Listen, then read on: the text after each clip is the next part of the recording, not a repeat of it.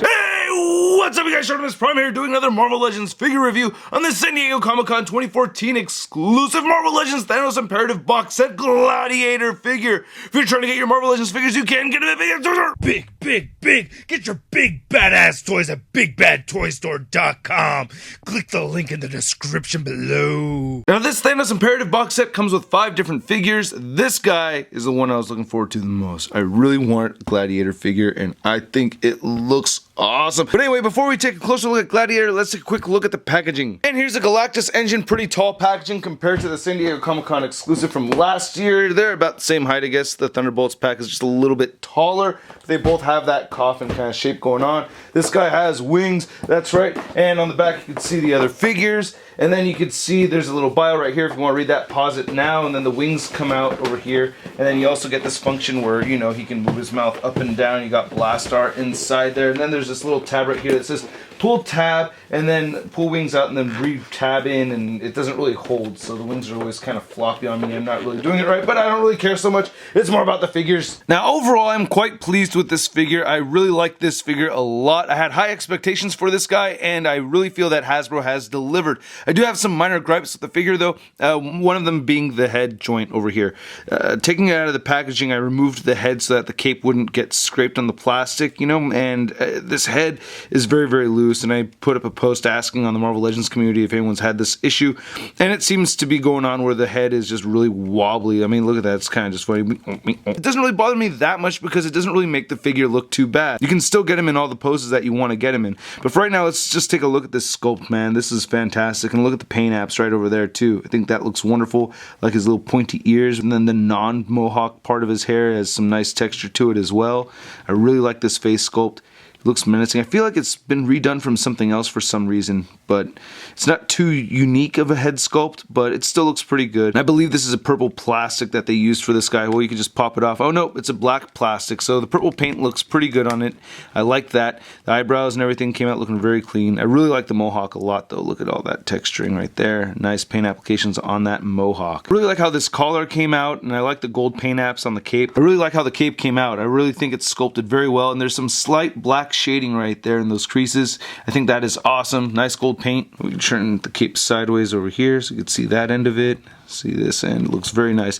Now you can remove it. You just pop the head off like so, and then there's actually a tab right over here that plugs into Gladiator's back, very much like the Hyperion figure. This is based off of the Hyperion body mold. Whenever I plug the cape into the back of this thing, I can't help but to think dirty thoughts. As you start posing the figure around a bit, the cape can pop off the back peg pretty easily. It's a little frustrating, but not a big deal, as you can still pose them around as you wish. But anyway, the rest of the figure looks great. They have this Ironmonger kind of texture going on right here on the arms. It's slightly different than what we're seeing right here on the chest section, so I feel like it's not made out of the same plastic, or I could be totally wrong about that, but I am noticing some marbleization right here of the plastic on the shoulder joint and on the forearm, but I'm not seeing that same marbleized look going on right over here. Now, I've mentioned in the past how much, you know, I think it's cool that there's this added texture, but now that I'm seeing it just completely flat without the marbleization, I still think that looks very nice as well. So I don't know, I think this does look a little bit cleaner to me. I think that's how it's supposed to look, but I think this is a paint application. This is the actual plastic itself. I don't know for sure. The red paint on the arms came out looking pretty good,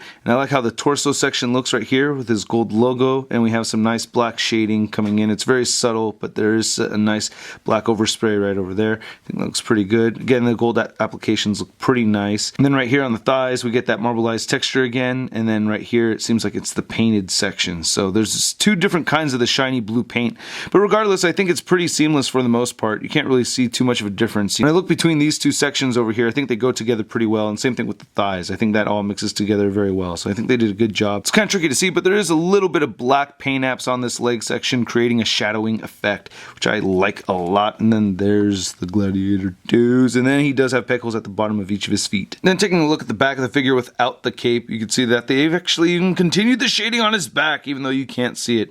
It's not too bad, even though we have a little bit of red missing over there. So to go back to what I was saying earlier, I think this blue section is the actual plastic, and then they've added the red red to it. And I am very happy with the articulation on this figure. I was really scared that we would not be able to have him looking up, but you can make Gladiator look up quite a bit, and I think that is fantastic. I'm very pleased with that. He can look down very far, he can move his head side to side, and he has an extreme neck pivot over here as we talked about earlier. That is just too funny. What the hell's with your neck? Alright, anyway, his shoulders move outward. They can move forward. He has a bicep swivel, double jointed elbows, wrist moves side to side, hinge down and up. He has a great ab crunch, moves very far forward, moves very far backwards, waist swivel, hips move outward. You can rotate them forward, upper thigh swivel. I haven't cracked that joint open yet. Yeah. Oh, come on.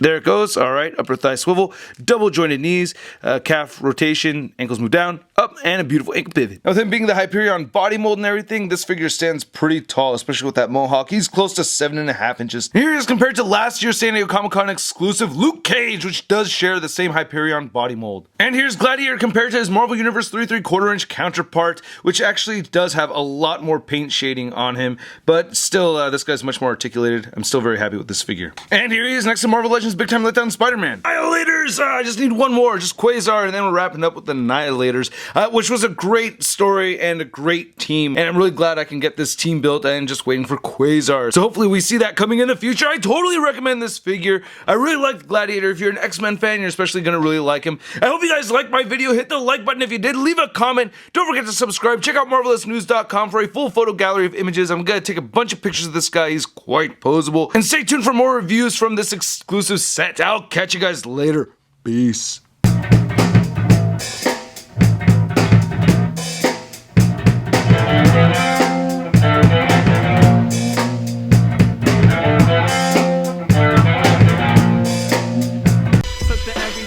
Gave it a spark. Welcome to Articulated Comic Book Art. That's crispy. Nah.